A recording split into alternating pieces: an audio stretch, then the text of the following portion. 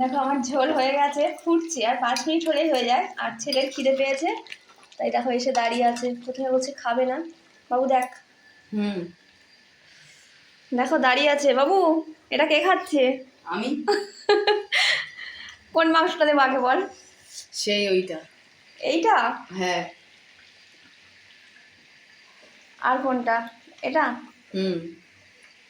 একটু ঝোল দাও। ঝোল নেবে?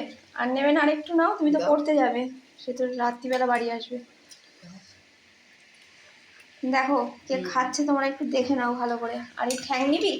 দাও, ঠ্যাং দাও। ঠ্যাং শুধু পড়ে আছে, মাংস সব গলে গেছে।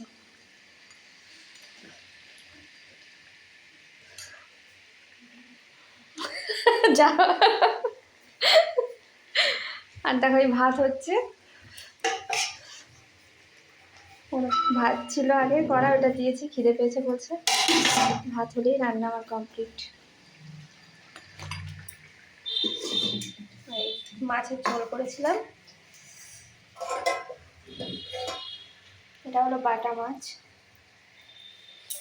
আর বিট ভাজা, ব্যাস। আলু ভাজা খাওয়া হয়ে গেছে।